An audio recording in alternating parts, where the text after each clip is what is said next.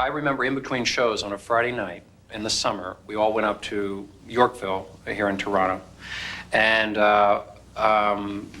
well, now the memory's going to seem pathetic, but we were, in fact, it's a bad memory. That was a bad memory. I'm realizing the memory of this is making the rest of my life seem so small, but the main thing about it is that we went out as a group and we went to a restaurant and we I wasn't there. You weren't there. I didn't go. No. I'd like to start that again.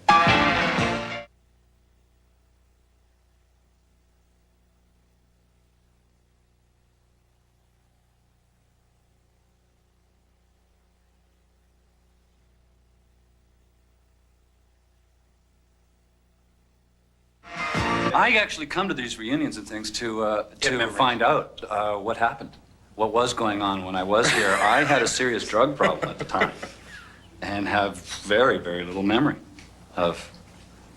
I don't actually even know the years that I was here.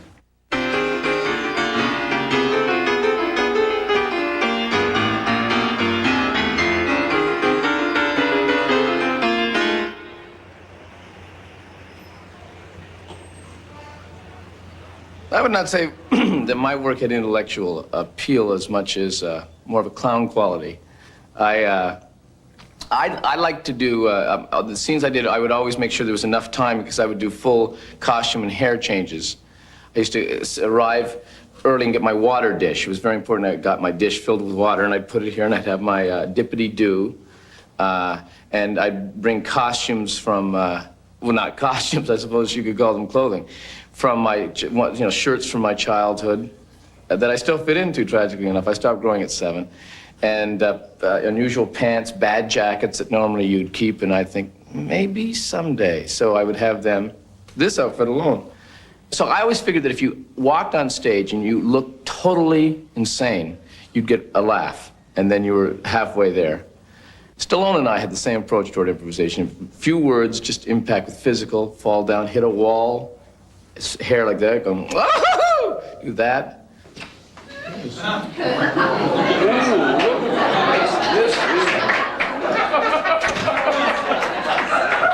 very swing for me. What's that? Fell over. Move that. In this swing. Oh no! Don't you start with me. Bossy La Fenêtre. Bonjour. Bonjour, do you have a reservation? Yes, we do. My name is Brad Allen, and this is my wife, Mrs. Brad Allen. And this is our 25th wedding anniversary. Well, congratulations, madame. Congratulations. Would you walk this way, please? All right.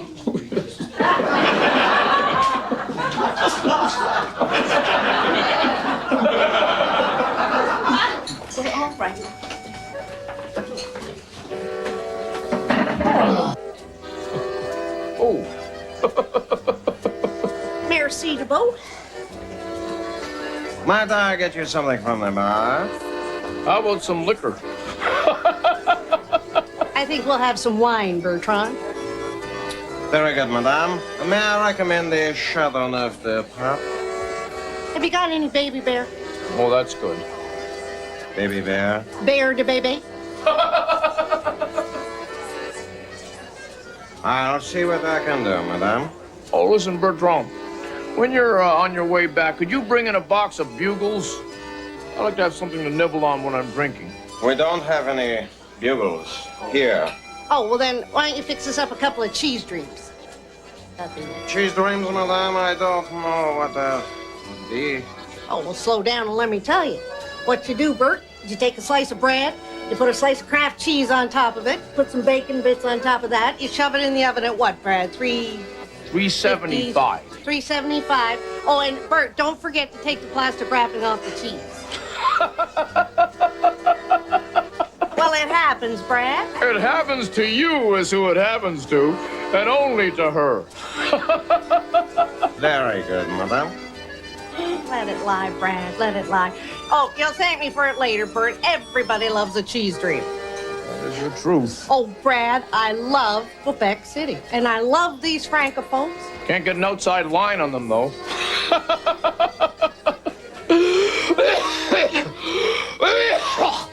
Need a Kleenex, Brad. No, I got it.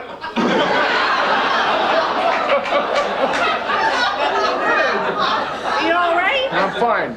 All right. No, I like it. Brad, the French people, don't you think? And I tell you something, too, Brad. I love the French men. I do. They got those nice, tight little bums on them. I do. But you know what happened to me today, Brad? You know what happened? I have no idea. Well, one of those Frenchies put his hand on my knee, No. and he kept it there. No. And you know what he started to do, Brad? No. Well, he started to rub it. Like that. Well, maybe he had something on his hand. No, Brad, he was being sexy. Now, everybody in Quebec City, Brad, is sexy. Including you, Florence. Just wanted to get that out of the way for later.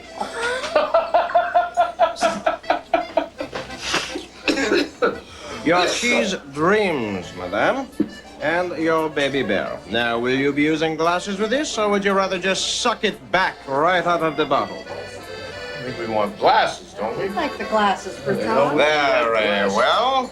Monsieur? Thank you. Now, have you decided what you want to order? Well, I can't read French for the life of me, Bertrand, so why don't you just rhyme off a few things? Very well, madame. Might I recommend an appetizer to start? Perhaps the escargot? What's that, sir? Escargot would be snails in their shells. We're not going fishing, Bert. Do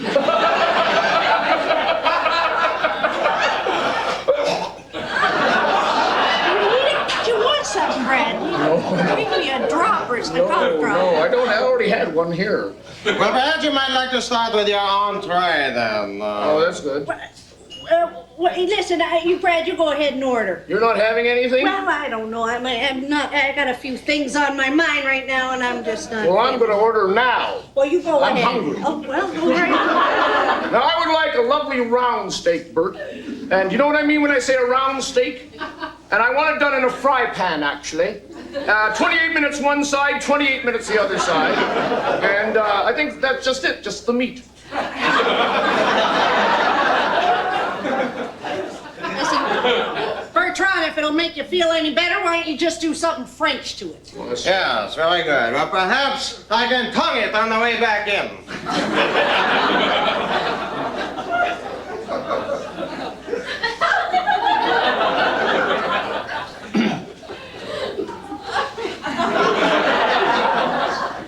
Now, what is up his kilt? I don't know, count the cheese dreams.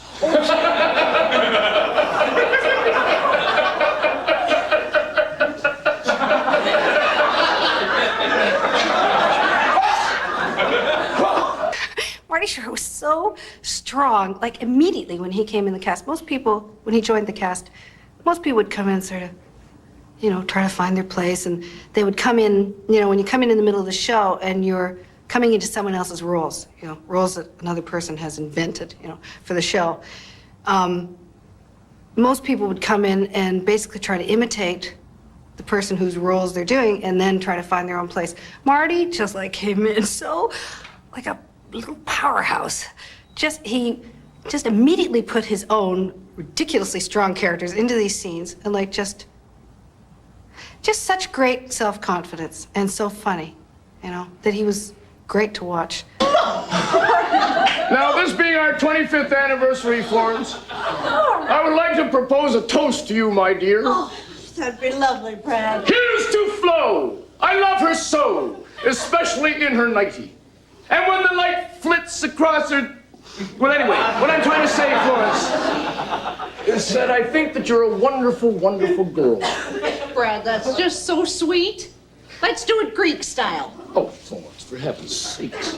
I meant the toast, Oh, the Brad. toast, the toast. Get up, what? Ooh la la! Oh, that's fun. Oh, Brad. Isn't it fun staying out and everything? Brad, being in Quebec City the last couple of days has made me reflect over the last 25 years, you know. Well, I think that's totally normal. Well, I think so too, Brad, but I've seen a whole world out there, Brad, that I don't feel that I'm a part of it, to be honest with you. You know, Brad, there's something missing in our marriage. Now, I'm not saying it's you, Brad, because God knows you're there. But, Brad, there's things we should be doing together and things we shouldn't be doing together. Do you understand what I'm saying to you, Brad?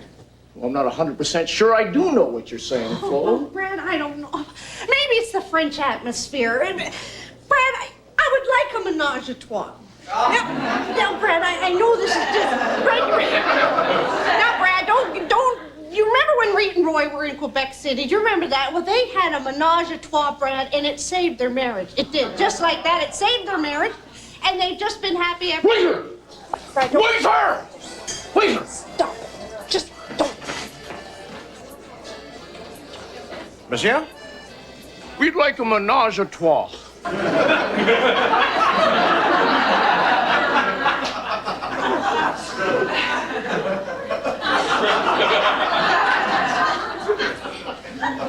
Perhaps we'll need a bigger table. When an audience comes into Second City, I mean, what they see first is those 5 or 6 chairs, bare stage. When the scene begins, this transition happens where the scene comes alive and the audience is visualizing props and costumes, and this illusion of whether it be in a subway or on a street or in a castle or in a home, it all becomes very real. And that's the magic of the Second City experience. It's very theatrical, where the audience buys into all of this, where it becomes real for them.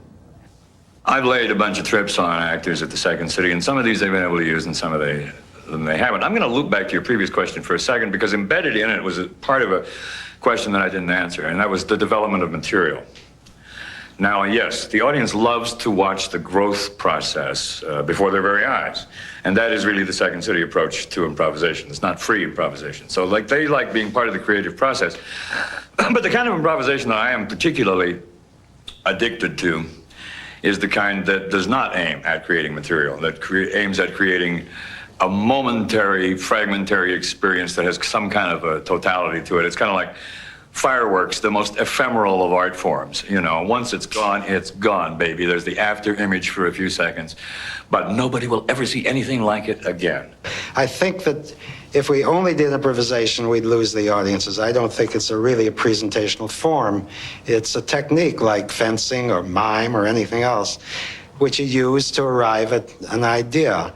The game part of it, playing the game, is fun for a while, but I think as a pure presentational form, it doesn't work. I think Marty, in improvising, brought his own reality to the stage.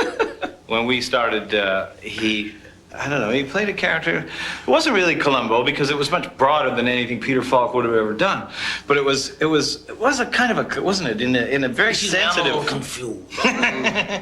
In a very sensitive kind of scene dealing with an issue like rape, Marty, of course, decided to give it that kind of Doonesbury touch that it didn't have before. And what are you going to do? I mean, fight it? We went with it. It gave the scene a new shape. We got different laughs. It was good. We had fun. Right now, we would like to improvise for you in the form of a game. This game is called Option. What's going to happen is the people are going to start a one-act play up here. And at strategic points known only to myself and a select group of Masons, I will freeze the action and turn to you people for suggestions, which they will incorporate into the remainder of the play. So, before we get started, in getting started, I would like to have the suggestion of an opening line of dialogue, but we'd like to have it something that you would have heard in the 1940s, a 1940s type saying or a line of dialogue from an old film or something. Sounds like an air raid. It sounds like an air raid. Begin.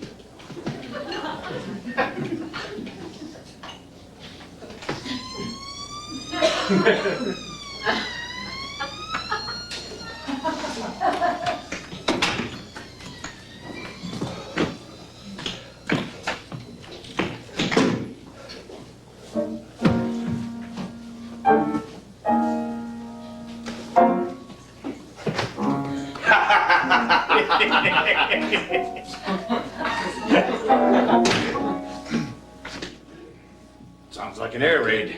What are you doing in here? Nicky, I was just looking for my sheet music. Your sheet music? Yeah, for the next set. I need it. I got a new song, a new routine. You two-bit punk!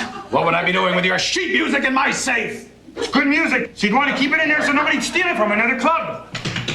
Now look, Dickie boy. I'm onto your tricks. You tried blackmailing me before, didn't you? Kinda, yes, I did. I could have gone farther, Nicky. I could have gone a lot farther, because I'm going to tell you something right now. I want out of your contract with me. I want out. I want out of this club. You want out of your contract? Yes. Never. You want I should work him over? Who's the new guy, Nicky? Who's the new guy, huh? Who's the new tough guy? He's my new right-hand man. Oh, is that right? That's right. His name is Johnny Prolongo. So, this is the soprano I've been hearing so much about, huh? I'm a tenor. Tenor. He's a tenor. I'm a tenor. Who do you know who sings I'm Lima Bound as a soprano, huh? And that's another thing I wanted to bring up to you, Mr. Dickie Sims. My nightclub has taken a nosedive with the business ever since you went Latin. What's the name of that song? I'm Lima Bound. Lima Bound.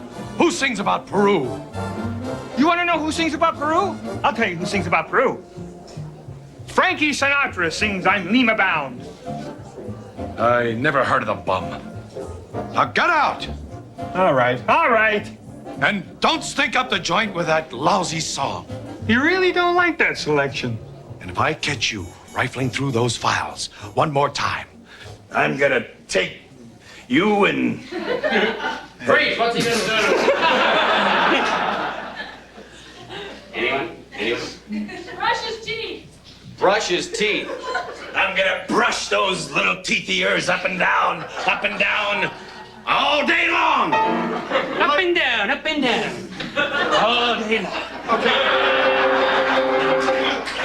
Tell him, Johnny. Okay, you got me. Okay, you got me. I don't like the up and down. Floss I will, but not that. Before you go, just a little something I'd like to have you remember me by.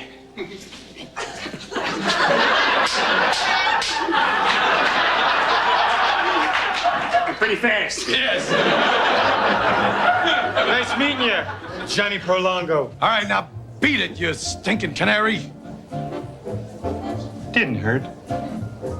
Johnny, you handled that good, Johnny. You know, I don't trust that guy. You know, there's something about him that it rubs me the wrong way. He's a tenor. Yeah. I'm gonna have to keep my eye on that bird. I know what you mean, Johnny. Keep a good eye on it. Come here. Sit down.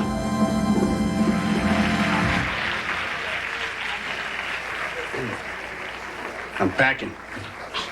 Packing some heat, Johnny? Yeah.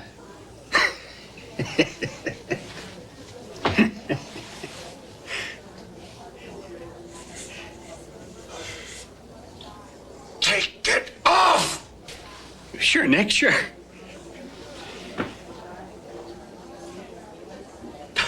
Johnny, you know, one day you're gonna own this whole nightclub. In fact, you're gonna own everything I have.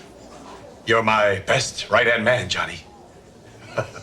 You're good-looking, you're smart, you're tough, you're... Male? Male? Yes, that's it. You'll be my right-hand male, Johnny. I always loved the laugh, just going for the laugh. And, you know, if it were something, setting up something abstractly and with a lot of references and things like that, I'd much rather just go for the belly laugh. And I guess the trick is trying to keep some sort of a line. I'm not the worst. It got worse after I did. I opened the floodgates, I think, for the some of the low references that you'll find. Yes, Johnny, you're everything I wanted a man. But that won't be for a few years. No, not till I retire with my beautiful beautiful gal, Ruby. Sorry for the interruption.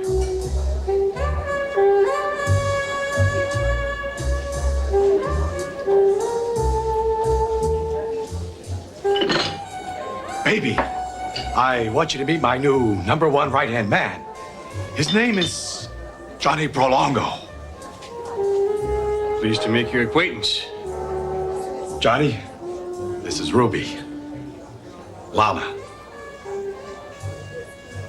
Ruby. Lava. Ruby, Lava, Lana. Lana Lava.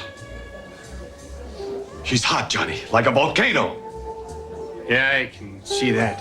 We've never met. We've never ever met before. No, we've never met. Freeze! As a matter of fact, they did meet. They met 10 years ago. Where was it?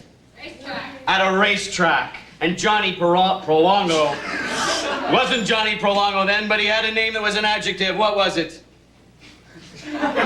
Modifies a noun. Johnny Beautiful. I'm gonna get you two a drink. Why don't you just, well, get to know each other? Sure. Johnny. Vicky, I tried a new number tonight. I hope.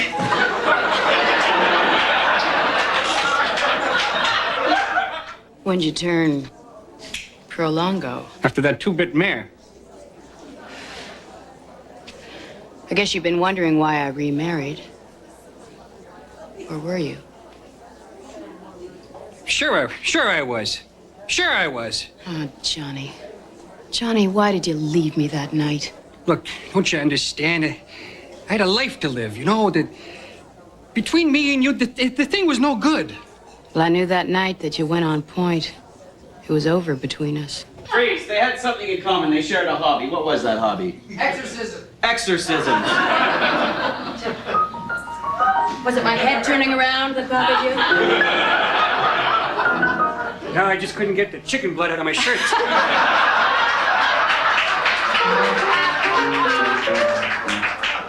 Freeze! Nick is returning with the news of a major Allied victory. Which battle was it?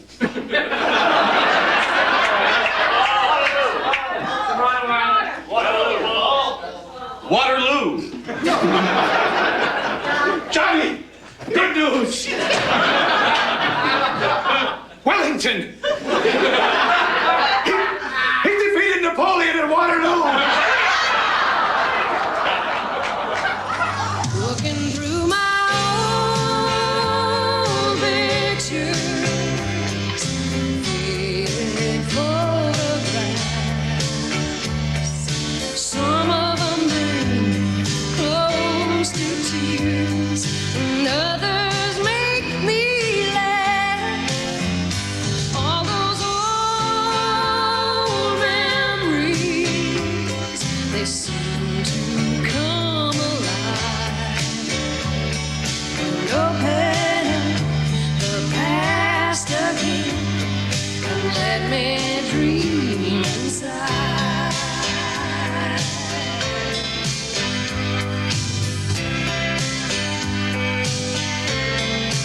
Looking through my old pictures,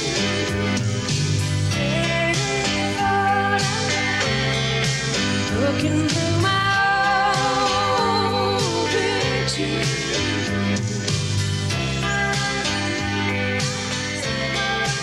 looking through my old pictures.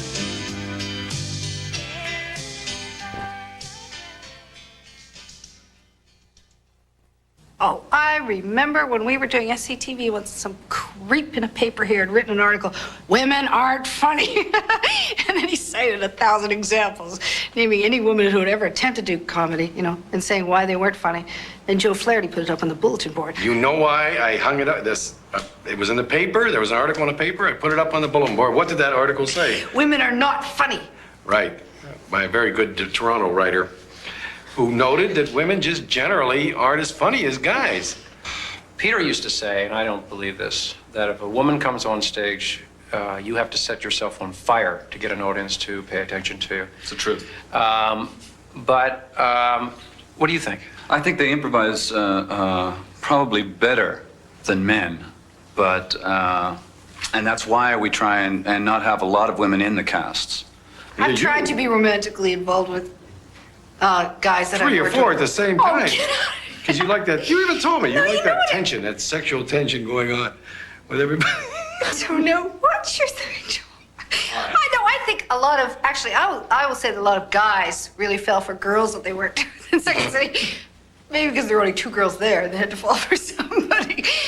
The nature of Second City and then SCTV was that there were 5 or 6 or 7 men and 2 women, and the writers were men. And what does one expect? I don't know. I felt I had a great ally in Catherine, and I felt great respect and friendship from the men that I work with. So I don't know. I guess sometimes I was upset that there wasn't more material for me, but I don't know. I guess I'm being real nice because this isn't what I, tell my therapist. But for this thing, it's good. You know, Annie, you work with somebody on a film set for 3 weeks. You put their name down on a call sheet every day, but you never really get to know them until... Say, can I have a glass of water before I go? Oh. All right, sure. Come on in. Thanks.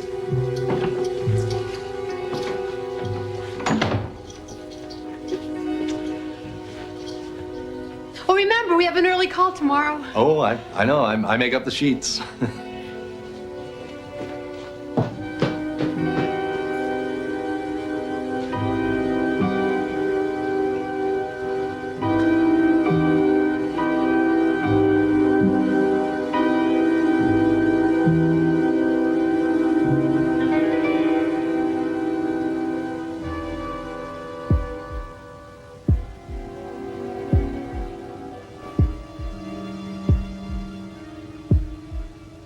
Water?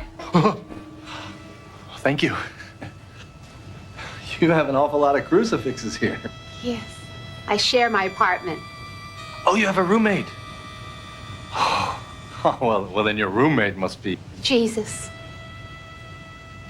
What do you split the rent? You don't want to just have the picture of him where the eyes follow you all around the room, do you? No, I looked for it and I couldn't find it. Oh.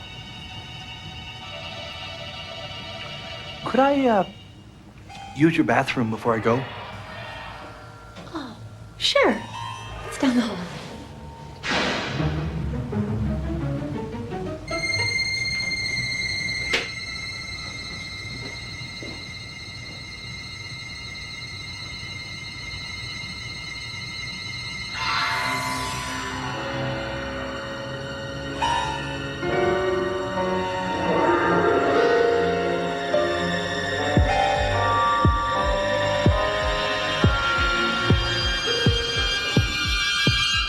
Would you like some wine? No. You were right. We've got to get up early tomorrow. I've already poured it. Yeah, okay, well, a glass. To the Lord.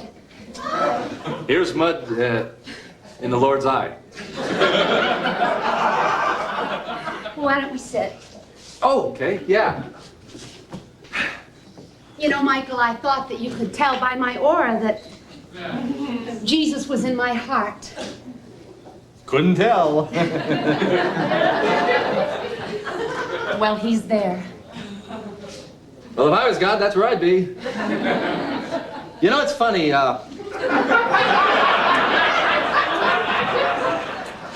know how life is, how people are. I mean, 2 people can be so different, and yet somehow they can find a common ground. You know, something. They can get past their differences and have a good time as people, as person to person. Well, you can believe anything you want to believe. Oh, thanks. But you're wrong. The only thing worth believing in is Jesus, Michael. If more people believed in Jesus, the world would be a paradise. I really believe that. Can I get you a Bible? Sure. How about a crucifix?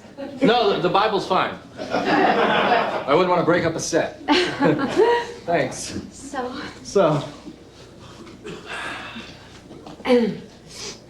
you like the wine? Oh, it's great. It's really good wine. It's his blood.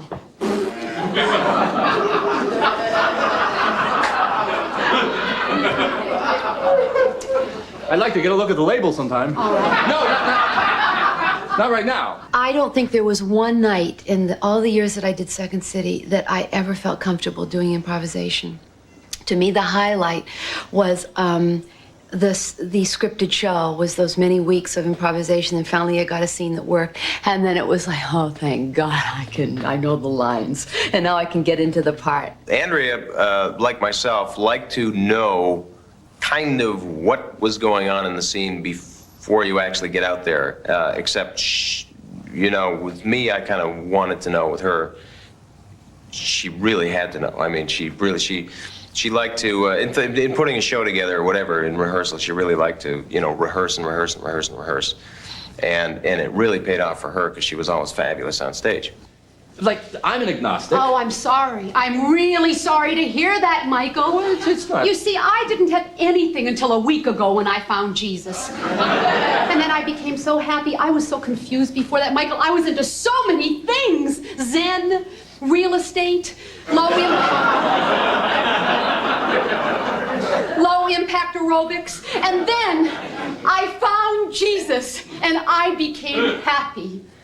Wow, where'd you find him? I mean, under the bed or in the closet? No, at a movie. RoboCop. Sometimes in the face of death you can find life. Wow. Oh, Michael, I felt my anxieties just floating away. It was amazing. Wow. I felt like I was walking on clouds. I just felt lighter and lighter. Oh, I knew I was saved. Oh, that's wonderful. That's wonderful. Michael, can I be frank with you? You can be anybody you want to be. I really like you, Michael. I really feel something towards you, but I don't think I could ever be serious with anybody who didn't have Jesus in his heart. RoboCop, that was the movie where the cop dies and comes back. Uh-huh.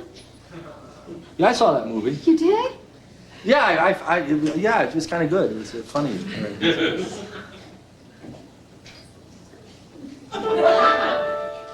And I think I better go. I feel funny. You do? Yeah, I feel kind of lightheaded. You do? I feel strange, like all my anxieties are leaving me. Floating away? Like they're floating away, my very words. Oh my God. I feel like I feel like everything's lighter. Oh Look, my God. I feel like I can't believe this feeling.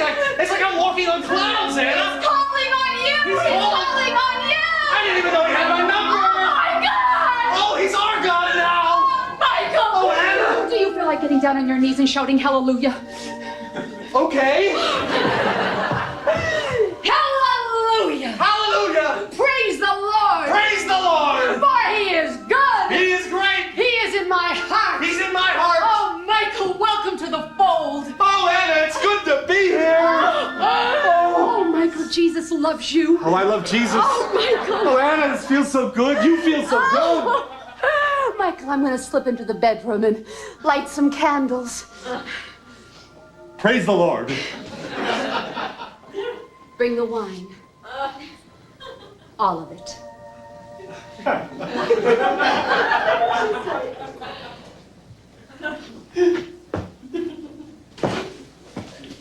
What a friend we have indeed. Well, what improvising actually did for me, and what I think it does for everybody that comes out of Second City or any improvisational theater, is it just teaches you to kind of think on your feet. And if you pursue a career in acting, and you ever get to a point, whether it's on a stage or whether it's in front of a camera, where, you know, you happen to forget your line, I think you can kind of waltz your way out of that sticky situation better than somebody who's had no improvisational experience. The Second City most certainly helped in what I went on to do. In fact, it was fundamental in allowing me to do what I went on to do in my career, which was writing and producing and hopefully directing and later starring in, but we'll get to that later. By teaching me how to fake it in a powerful person's office. The ability to improvise, that is to yes and. Oh, that's a great Yes, idea. and. I love that idea. That's brilliant. A man in a dog suit. I love that. I'd love to see a TV show about that. We can do it. If you want to pay us, it'd be give a us privilege to write about a man in a dog suit. I think it's going to play. It's great. All the time knowing that Steve would be right there backing me up, and we always got work. I think that if any material is to work, the actor has to be using his top intelligence, his top skill, his top everything. I think that you have to think of an audience as being at least as smart as you are, if not smarter. And if the show, any particular show, is less smart than another show, it's only then because the actors are less smart, or should be. There is no substitute. It's not a Second City rule. I think it's a dynamic of the form that if you're playing down to an audience, they smell it. And no matter how brutish an audience is, the one thing they understand immediately is when you're talking down to them, and they hate you for it. So it's very important that an actor play at the top of his skill, play to the top of his own intelligence, and consider the audience his peer, and perhaps even better than his peer. That, I think, is what has made Second City survive. And I don't think there's ever been any conscious attempt to lower the intelligence level of Second City.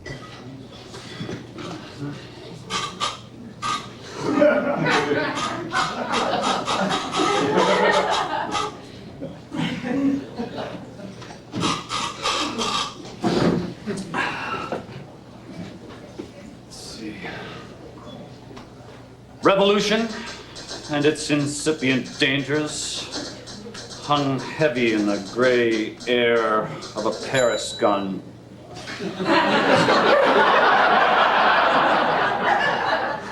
Mad.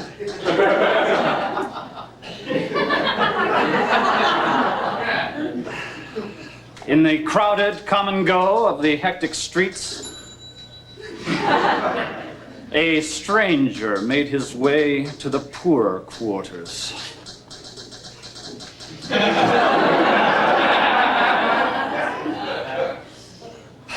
He waddled.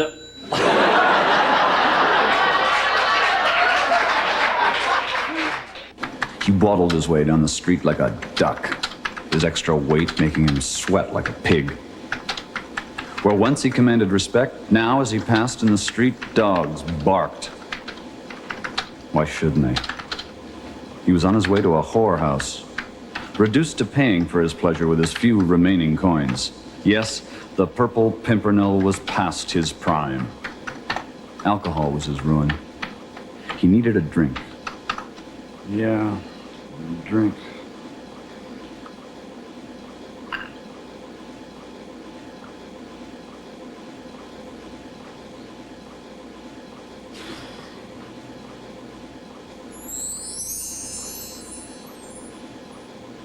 Purple Pimpernel. At your service, sir. You're drunk. No, I'm off the wagon. On the wagon. On the wagon, off the wagon, whatever. You think I came here for a drink, don't you? I didn't. I came here because I'm sick. I need to see a doctor. You're not sick. Well then, how about a drink? You're here because I don't know what to do with you anymore. I created you a hero. Look at you now. You're all drunk and blown out, fat, bilious. Well, I feel good. Don't you understand? If you don't cooperate, I'm going to kill you off. It'll be the end of the Purple Pimpernel. Oh, yes. And I know how you do it. Oh, do you? Yes, I do. You'll have me dragged from this whorehouse by a greasy band of sans-culottes and packed into a tumbrel with all my peers, mocked at and spit at by peasants as we whimper and weep like dogs. And there, as we're dragged through the streets, peasants shall mock us. Oh, how I hate the lower classes. Oh, yes, and then they'll take us past the Rue de Chemin to the Rue de Fer, and there, the spectral shadow of the guillotine. Oh, God, when I shall face my untimely end. It's not my style. Still some of the old Purple Pimpernel left in you after all, isn't there? Indeed, sir. And should we not celebrate with a drink? I'll kill you off right now. No! I'll cooperate. All right, I'll give you a second chance. 2 chances, good. Take you out of that whorehouse. Well, let's not be hasty. All right, take me out. I'll put you in your lady love's rooms. Yeah, good. Is it day or is it night? Evening. Good. The rooftops of Paris are graying to dusk. Your lady love sits at her desk writing a letter. To whom? To you. Good, good. The soft glow of candlelight washes the hard edge from the words she must write, Robert. Oh, dear sweet, sweet, sweet, sweet, sweet, sweet, sweet Robert. My dearest Robert, I love you so dearly. You are the first man that I have ever loved more than myself. Still, I must be the bearer of bad news. Robert, you are going to die. You bastard, you tricked me! Relax. The thought of his death made her weep. Oh, Robert. Oh, no. And as she wept, a tear fell on the parchment on which she wrote. And in it, she chanced to see her own reflection. For a moment, she forgot her tears and laughed at her own beauty.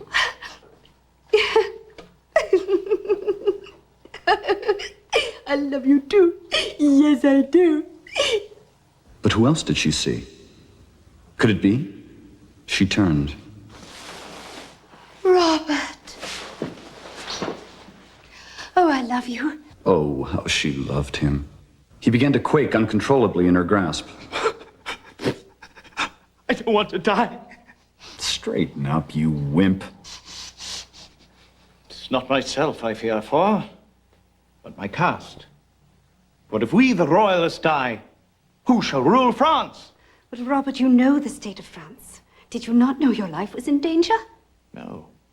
There were no clues, no foreshadowing. She continued. But Robert, your people have far, far too much, and my people have far, far too little. You must learn to give up and share. I shall never give up my powdered wigs, cakes, parties, and all the things that make life fun. Oh, and do I not make life fun? You make the nights more bearable.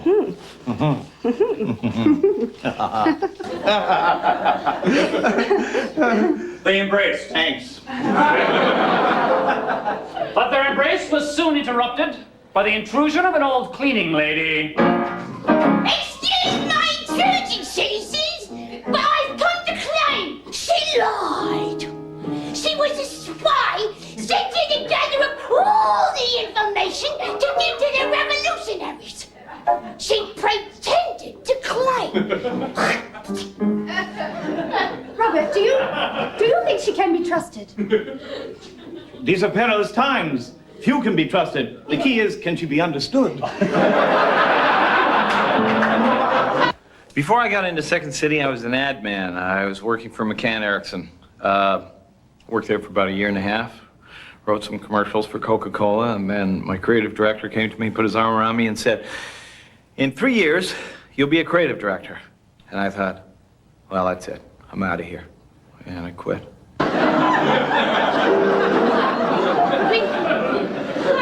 You're right, dear, but we do not want her to understand us. Does that mean we'll have to speak French? Oh, God. Oh. Je vis not en les feuilles. Je peux pas When she gathered all the information she needed, she ran to town.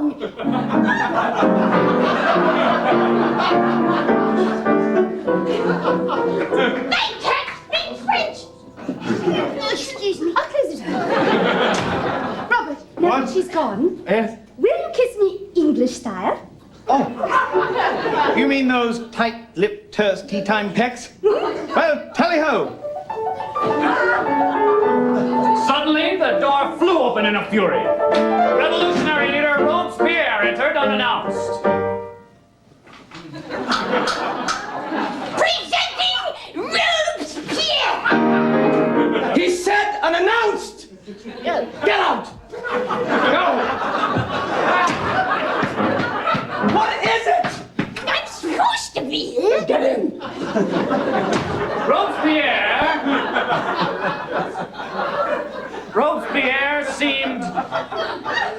distressed. I hate you! His rage cut through their kiss like a knife. You elitist swine! You plowed your way through France, as well as a few maiden I might mention, but won't. Oh, what's the matter? Are we jealous, old sad homosexual one? It's true, Robespierre, my white-faced friend. There are stories of you scuttling through the streets of Paris on all fours at night in search of nubile young Moroccan boys to satisfy your dark pleasures. I'd take you to court over that if I wasn't pretty sure I'd... No, I'd lose.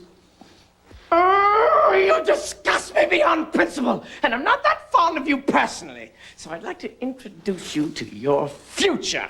Enchanté. What the hell is that? Flintlock pistol. Very deadly. You don't have one. Bastard! No, you wouldn't shoot an unarmed man. Correction. That's the only kind of man I'd shoot. But before I give France a break, there's an important question I must ask this old cleaning lady. Are you free Wednesdays? Yeah, but I don't do windows. No problem. So, monsieur, be prepared to die.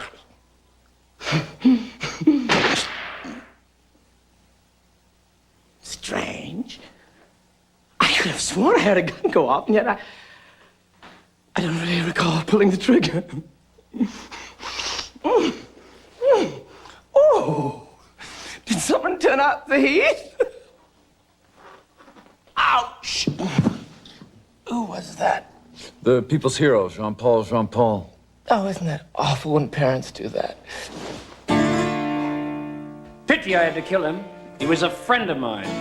And yet he was a coward, having pulled a gun on you, you not having one yourself. Strange code of ethics for a gutter snipe such as you. We have as many ethics as we have rats in the street, my friend. Then should you not be back with those self-same rats in the sewer that is your home? Yes, but first some deadly business with you. And with you. My sweet Caroline. My former love. I've been informed that you've been in the bedchambers of this large aristocrat. In hot embrace. So? So? So? So? Prepare to die, balloon face. Stock. But before we fight, might I have a word with this old charming cleaning lady? Very well, chivalry demands it. Thank you. Are you free Wednesdays? Hang on, I'll check. Yes, but I don't do windows. No problem. Prepare to die, rotund one.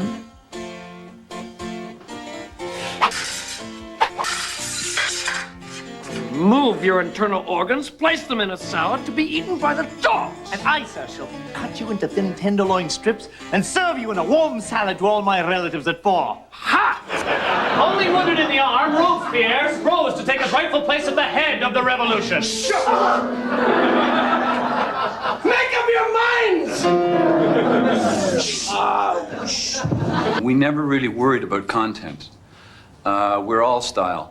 Never have worried about substance. So Yeah. So any of the political references That's right. and the sociological things that were expected right. of Second City people, Exactly. we never worried about. We always felt that we thought one of the drawbacks of Second City was that they tried to have too much content, political, social, things that we frankly weren't interested in. And don't believe we any don't of think this. audiences are that interested. We believed in the more shallow kind of... In fact, our cast is known in the history of Second City as Yeah. the cast responsible for getting blow dryers in the washrooms. Here in Toronto, and that was one of our big achievements. God knows it wasn't our skill or our talent. No. Listen, you push me up against the wall again like that, and I'll run your true love through. Ah! Touch a hair on her head, and I shall surely pierce this cleaning lady right in the arm. No, I need her on Wednesday. Don't do that. Very well, then, sir. To fight hard. Yes. And did the old trench master perhaps teach you this, sir? Oh my God! No! Ventilation in your hose. Sir, please spare me. No, never. You're the talk to me, save my life. No. Don't talk when I'm talking. My head. You're in my head. No, what about me? He's a runner. Robespierre's not supposed to die like that. That's not history. I don't care No, what wait history. a minute. You can't make him live. I'll be double booked on Wednesday. That's true. Please, save me. Save me. Save me. here. No!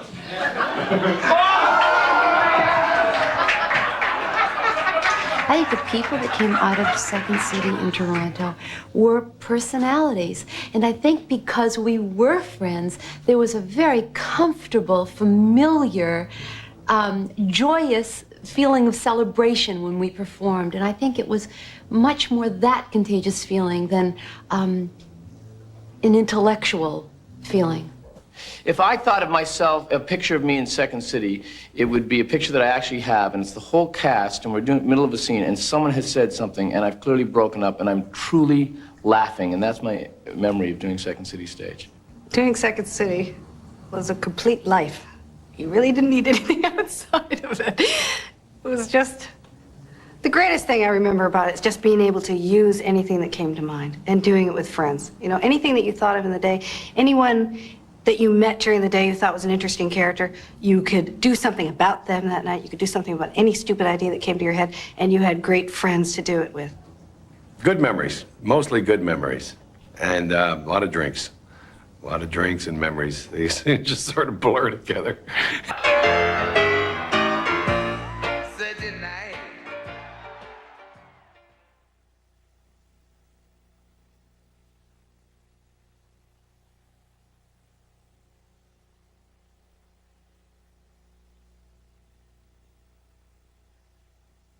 I would not say that my work had intellectual appeal as much as more of a clown quality.